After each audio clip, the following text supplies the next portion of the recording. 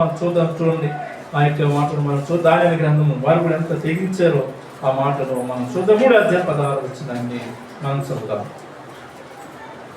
దానియేలు గ్రంథం 3వ అధ్యాయము 16వ వచ్చిందండి మనం చదువుతాం.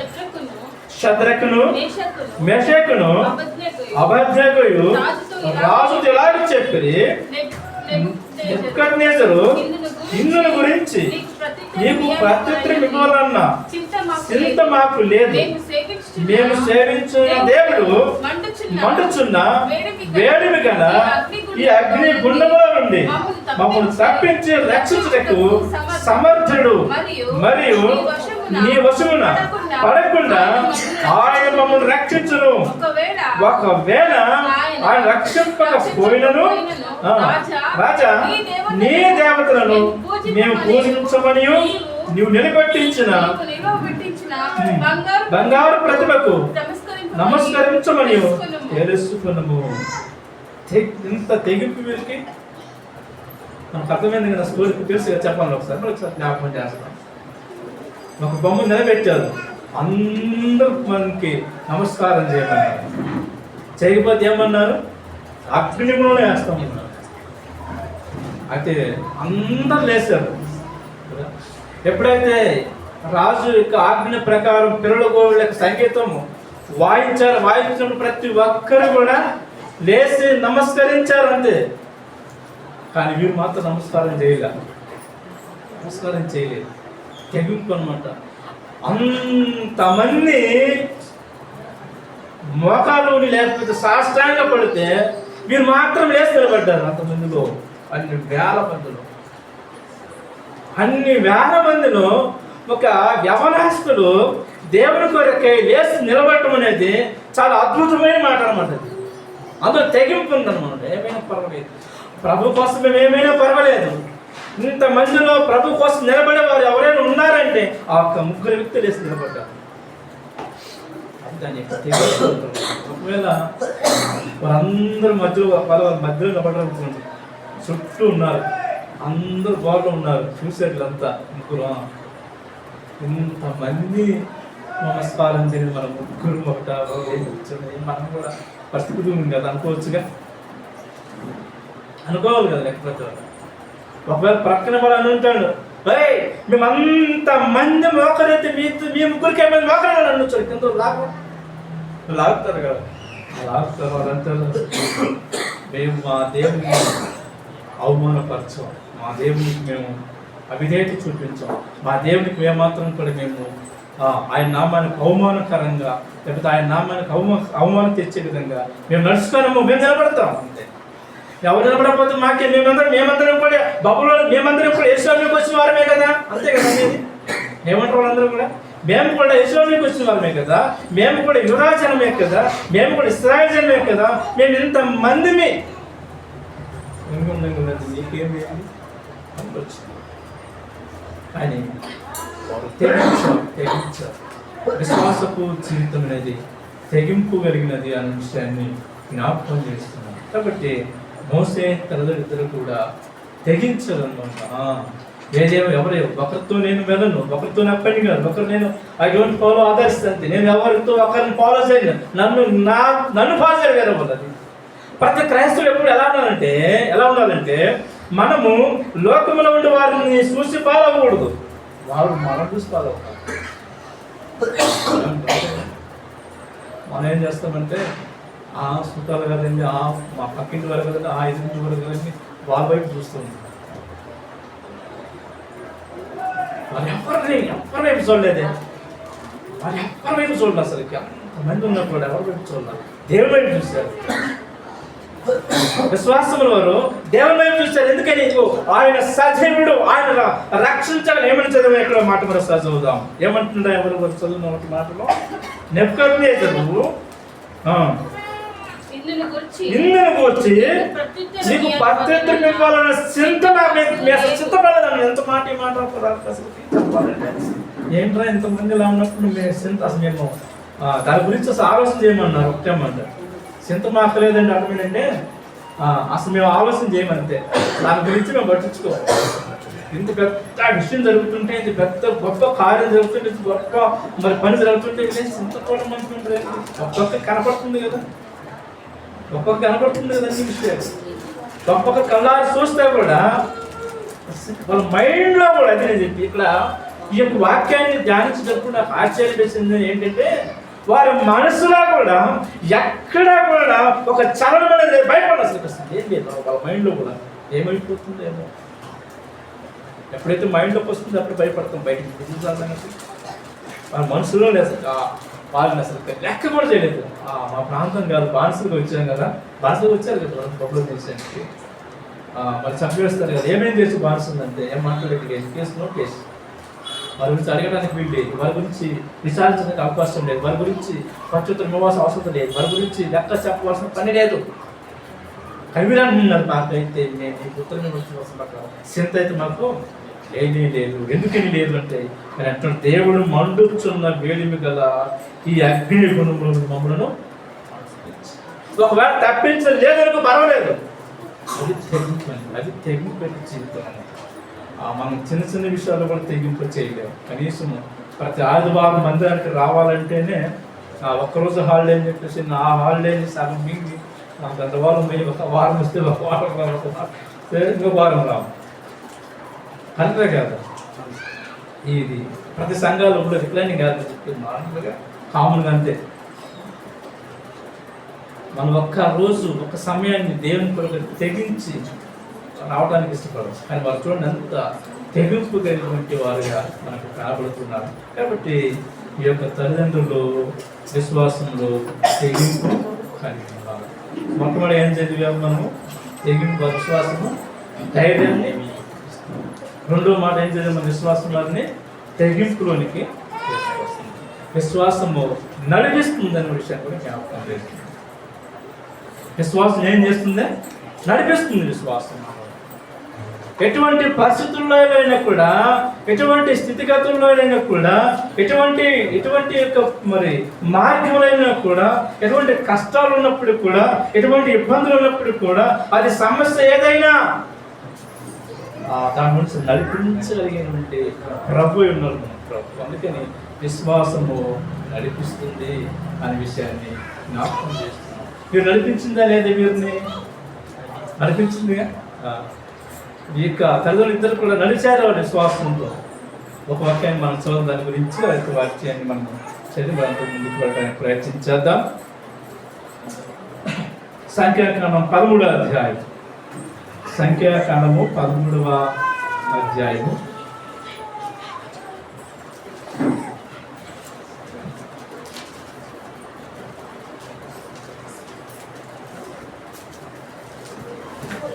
పదమూడవ అధ్యాయము 30వ వచనాన్ని మనం చదువుతాం.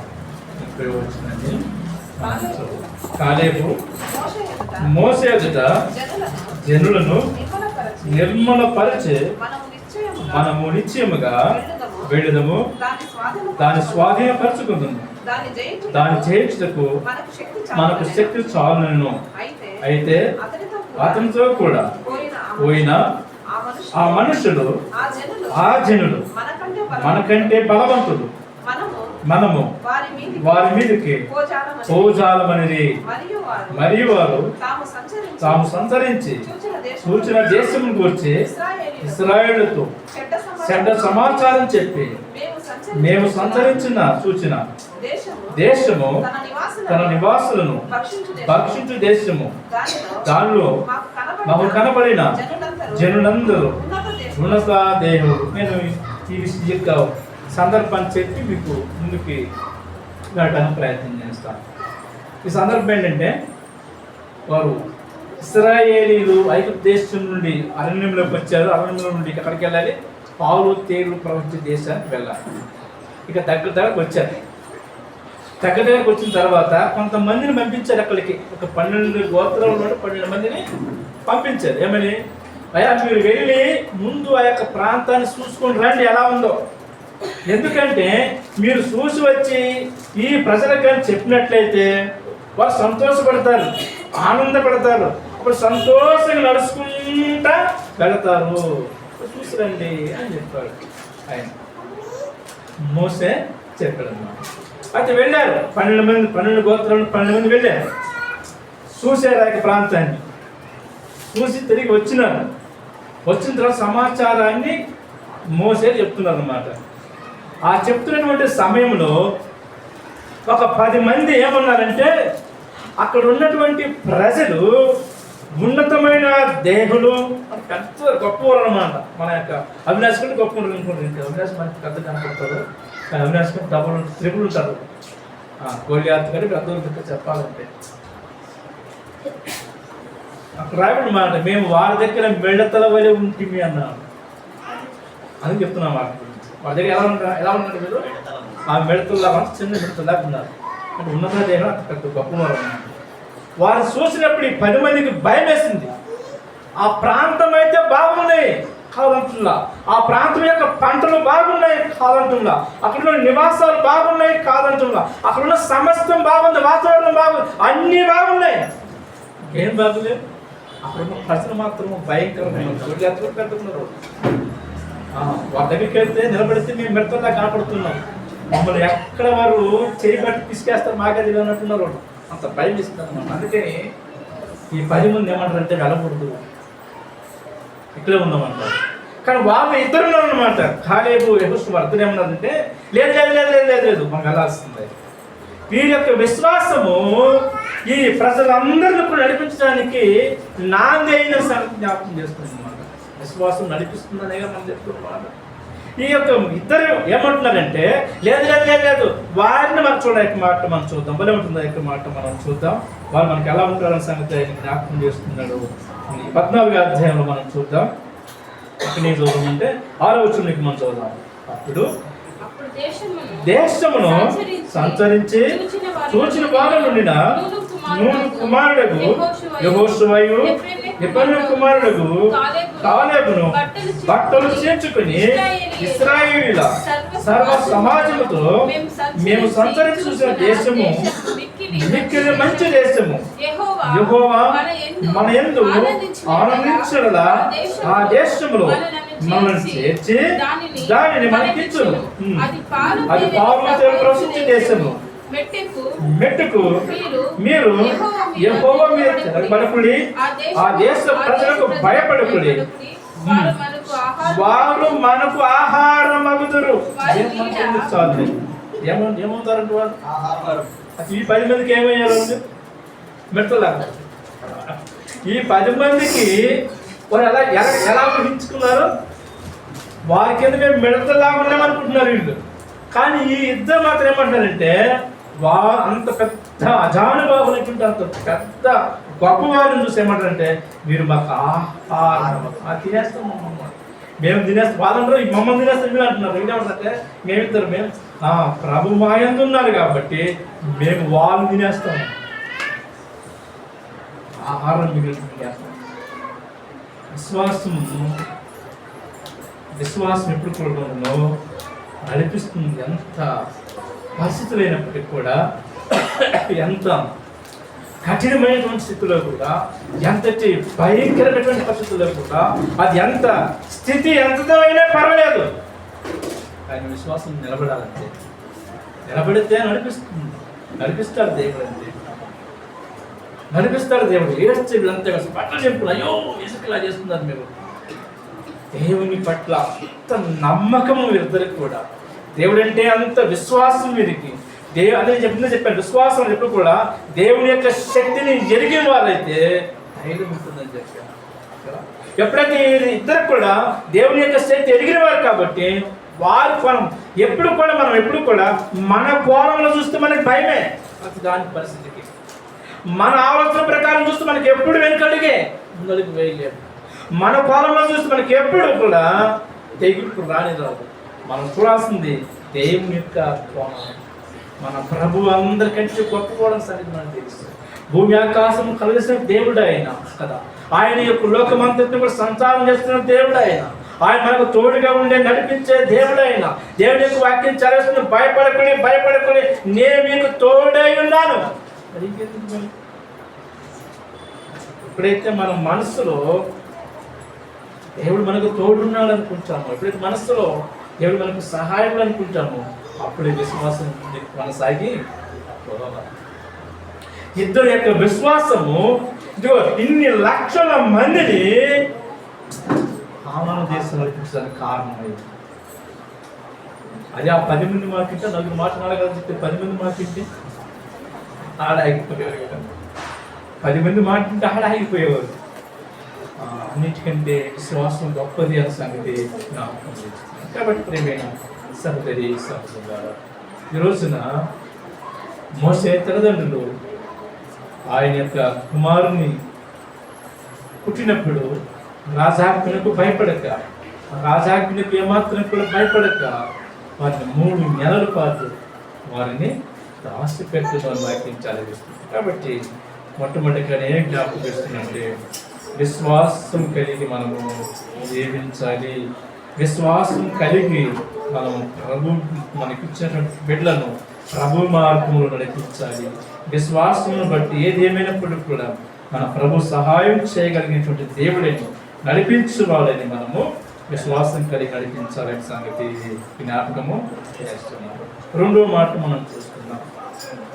రెండో మాట మనం ఏం చూస్తున్నామంటే ప్రత్యేకమైన శ్రద్ధ కలిగి ఆ యొక్క బిడ్డను పెంచినట్టుగా మనం చూస్తాం. ప్రత్యేకమైన శ్రద్ధ, పిల్లల వైపు శ్రద్ధ కలిగి, లేకపోతే ఇంకా చెప్పాలంటే పిల్లల వైపు ప్రేమ కలిగి, ప్రేమ చూపించడం. ప్రేమ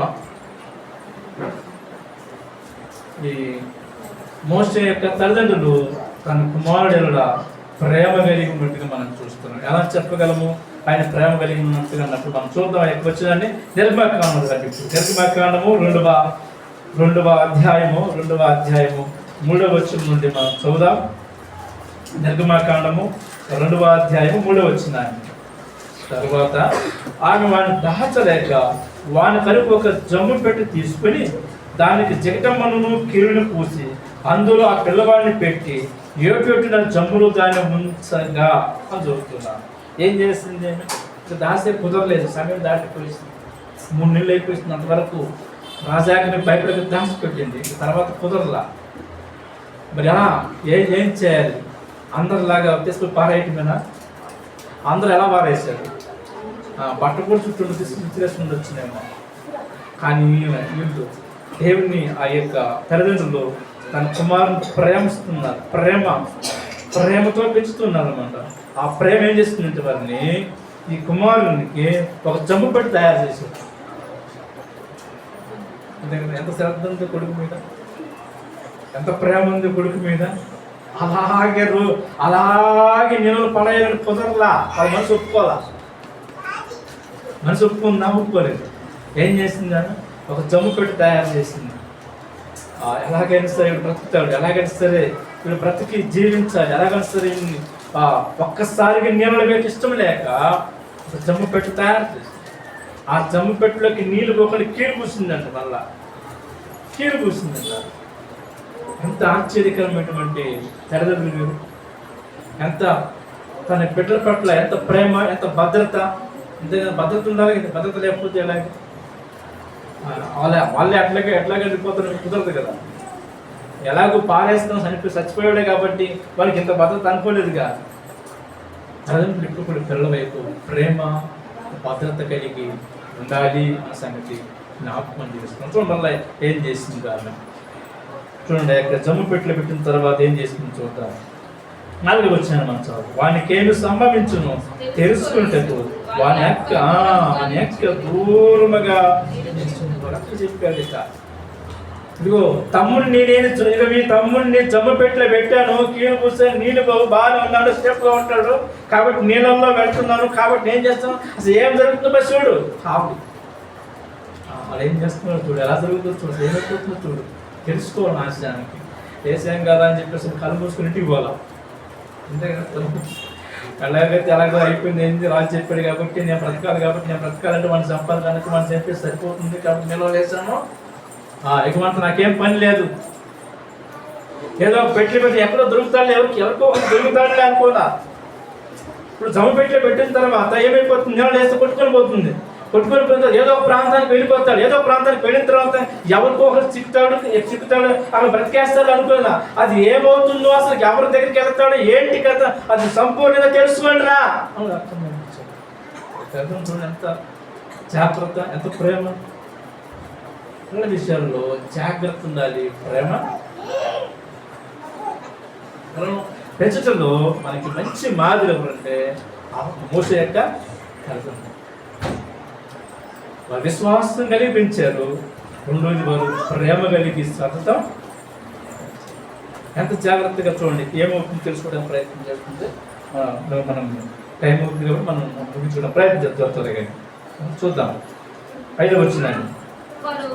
పరో కుమార్తె స్నానం చేయుటకు ఏటికి వచ్చెను. ఆమె పనికెత్తలు ఏటి ఒడ్డున నడుచుచుండగా ఆమె నాచులోని ఆ పెట్టెను చూచి తన పనికెత్తను పంటి దాన్ని తెప్పించి తీసుకెళ్ళి అక్కడ పెట్టారు. తర్వాత మరి అక్కడ చూసింది నాకు అందరికి తెలుసు కాబట్టి మనం చెప్పి నేను ముందుకు వెళ్ళిన ప్రయత్నం చేస్తాను. ట్రైన్ అవుతుంది కనుక. కాబట్టి ఎప్పుడైతే ఆ జంపెట్టి పెట్టిన అక్క వెళ్ళి చూస్తుండగా పరో కుమార్తె అక్కడికి వస్తున్నాను లేటానికి వారు చూశారు, తీసుకున్నారు. వెంటనే వారి యొక్క అక్కగారు వెళ్ళి ఇదిగో ఆ యొక్క బాబుని పెంచుకోవడానికి, లేకపోతే ఆ బాబు పాలు ఇవ్వడానికి ఎవరైనా కావాలని అడిగినప్పుడు వెంటనే తీసుకెళ్ళి వారి అమ్మని తీసుకొచ్చింది. మళ్ళీ చూడండి ఎంత తెలివి అంటాం, ఎంత జ్ఞానం అంటాం. మనం 3 మాటలు చూస్తాం, జ్ఞానం కలిగి పెంచింది అని చెప్తున్నాం. కాబట్టి ఎప్పుడైతే మోషే తిరిగి తన యొక్క తల్లి ఒడిలోకి వచ్చినాడో అప్పుడు జ్ఞానం కలిగి నడుచుకుంటాడు. జ్ఞానం కలిగి ఎలాగో పెంచమని కదా చెప్పేసి వారికి సంబంధించిన ఎందుకు వారి యొక్క కుమారులను పెంచరా.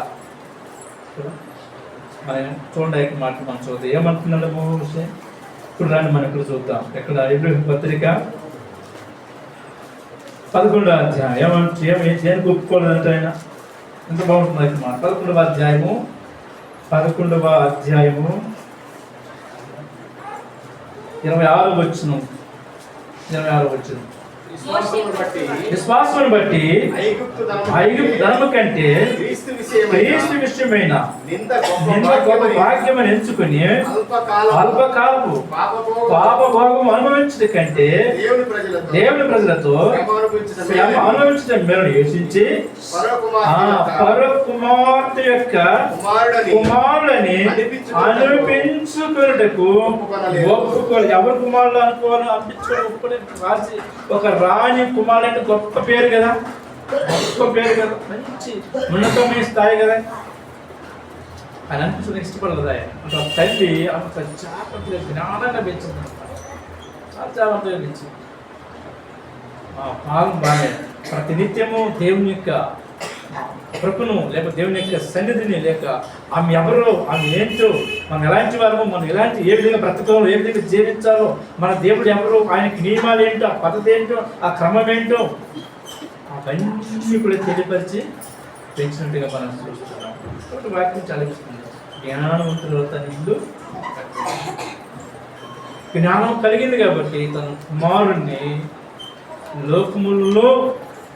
లోకముతో కలిసిపోకుండా దేవుని కొరకు ఒక ప్రత్యేకమైనటువంటి కుమారుడిగా పెంచింది అనే విషయాన్ని జ్ఞాపకం చేస్తుంది. ఆమె చాలా జ్ఞానం కలిగి నడుచుకుంది, చాలా జ్ఞానం కలిగి ప్రవర్తించింది. జ్ఞానం కలిగి ఆమె ఆ యొక్క కుమారుని పెంచి ఈ రోజున దేవుని కొరకే ఆయన మోషే పెద్దవాడైనప్పుడు విశ్వాసం బట్టి ఐగుప్తు ధనము కంటే క్రీస్తు విషయమైన గొప్ప భాగ్యమని దేవుని కొరకు పెంచినట్టుగా మనం చూస్తున్నాం. చివరికి గొప్ప లీడర్ అయ్యారు. గొప్ప మోసే గొప్ప లీడర్ అయిపోయాడు అనమాట. ఆయన మనకు తెలుసు 40 సంవత్సరాలు ఇశ్రాయేలు ప్రజలను అందరూ కూడా ఐగుప్తు యొక్క దేశం నుండి తీసుకొని వచ్చిన తర్వాత అరణ్య ప్రాంతం నడిపించాడు ఆయన. అందుకని ప్రభు ఆయన గురించి ఒక మాట ఉన్నాడు. ఏమనంటే ఆయన మా ఇల్లంతటిలో పెంచినట్టుగా మనం చూస్తున్నాం. కాబట్టి ప్రేమైన సహోదరి సహోదరులారా వాక్యం చదివిస్తుంది ఏమనంటే యెషయా గ్రంథం 8:18 మనం చూస్తున్నాం. నెక్స్ట్ అంటాడు, నేను నా కుమారులు ఎలా ఉన్నారంట, చూచనగా ఉంటుంది. ఎలా ఉన్నారంటే కూర్చొని ఉంది, ఇతరులకు మంచి మాదిరికరంగా ఉంది, ఇతరులకు మంచి మాదిరి జీవించిన వారిగా కాబట్టి రోజున